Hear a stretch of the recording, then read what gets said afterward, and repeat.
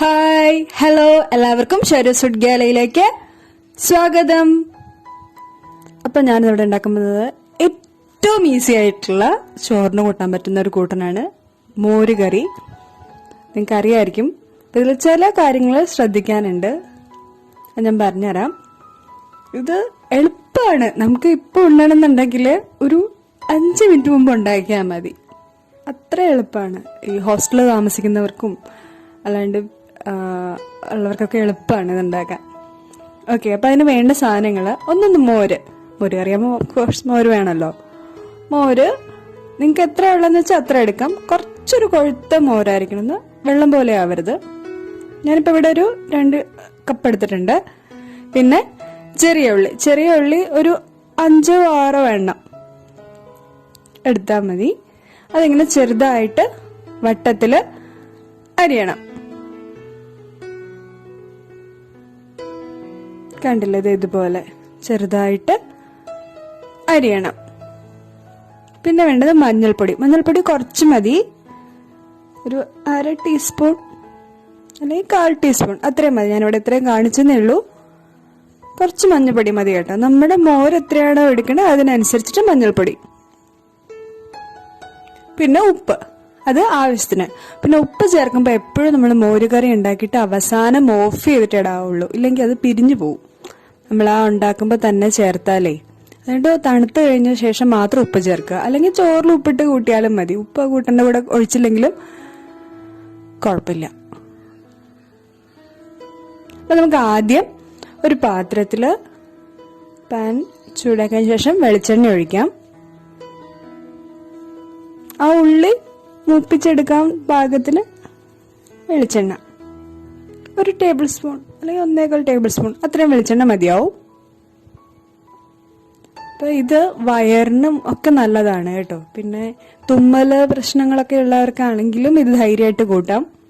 കാരണം നമ്മളിത് മോര് കാച്ചിയാണല്ലോ ചെയ്യുന്നത്. പിന്നെ വയറിന് ഉള്ളിയാണെങ്കിലും പിന്നെ മോരാണെങ്കിലൊക്കെ വയറിന് നല്ലതാണ്. മഞ്ഞൾപ്പൊടി. അപ്പോൾ എണ്ണ ചൂടായപ്പോഴത്തേക്ക് ഞാൻ അതിലേക്ക് ചെറിയ ഉള്ളി അരിഞ്ഞത് ഇട്ടു.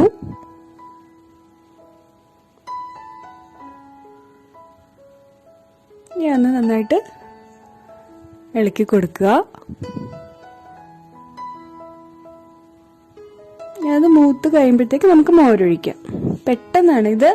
ഈ വീഡിയോ ശ്രദ്ധിച്ചാൽ നമുക്ക് മനസ്സിലാവും. വളരെ കുറച്ച് സമയം കൊണ്ട് നമുക്കിത് ഉണ്ടാക്കാം, പെട്ടെന്ന് ഉണ്ടാക്കാം. ഇനി ഉള്ളി ഇഷ്ടമില്ലാത്തവർക്ക് വേണമെങ്കിൽ മോര് വെറുതെ കാച്ചി ആണെങ്കിലും ഉപയോഗിക്കാം. ഇനി എരിവ് വേണമെന്നുള്ളവർക്കാണെങ്കിൽ ഇതിന്റെ കൂടെ കുറച്ച് മുളക് പൊടിയോ അല്ലെങ്കിൽ ഒരു പച്ചമുളകോ ചേർക്കാം. അതൊക്കെ നിങ്ങളുടെ ഇഷ്ടം പോലെ. നമ്മുടെ സ്വാതന്ത്ര്യമാണ് നമ്മുടെ കൂട്ടാന്ന് പറയണേ, അല്ലേ? അതാണ് ഓരോ വീട്ടിലെയും, ഓരോ നാട്ടിലെയും മാത്രമല്ല ഓരോ വീട്ടിലെയും കൂട്ടാൻ വ്യത്യസ്തമായിട്ടിരിക്കണേ, ഇല്ലേ? ചിന്തിച്ചിട്ടില്ലേ? നമ്മുടെ പൂർണ്ണ സ്വാതന്ത്ര്യമാണ് നമ്മുടെ കൂട്ടാൻ എന്ന് പറയുന്നത്.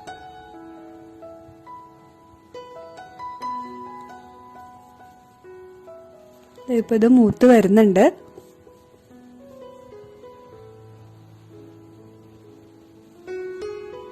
ഇവിടെ ഹസ്ബൻഡിന് ഭയങ്കര ഇഷ്ടമുള്ള കൂട്ടാനായിട്ടോ ഇത്.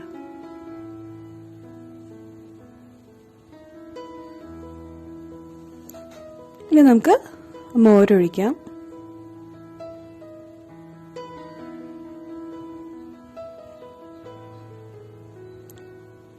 പുളിയുള്ള മോരാണെങ്കിലും കുഴപ്പമില്ല, ഇല്ലാത്തതാണെങ്കിലും കുഴപ്പമില്ല, നിങ്ങളുടെ ഇഷ്ടത്തിനനുസരിച്ചിട്ട്. ഞാനിവിടെ ചെറിയ പുളിയുള്ള മോരാണ് കേട്ടോ എടുത്തേക്കുന്നത്. പിന്നെ മഞ്ഞൾപ്പൊടി ചേർക്കുക, കുറച്ച് ചേർത്താൽ മതി.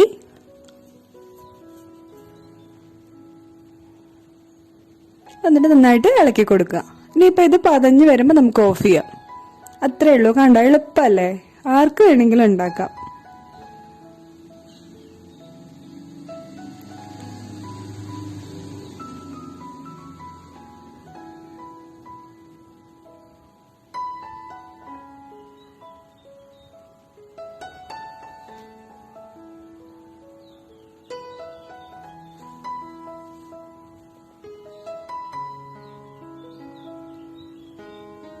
ആ ഉള്ളിയും മോരും കൂടെയുള്ള ഒരു ടേസ്റ്റ് സൂപ്പറാണ് കേട്ടോ.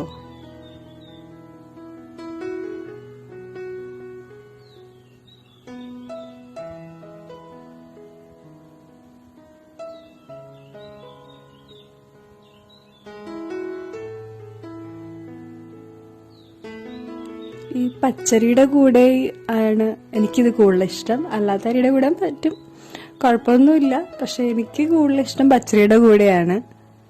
ഞാൻ പച്ചരിയുടെ ഒരു വലിയൊരു ഫാനാണ് കേട്ടോ. അതുകൊണ്ടാണ് ഞാൻ പറഞ്ഞത്. ഓൾമോസ്റ്റ് എല്ലാ കൂട്ടാനും എനിക്ക് പച്ചരിയുടെ കൂടെ കഴിക്കാനാണ് ഇഷ്ടം.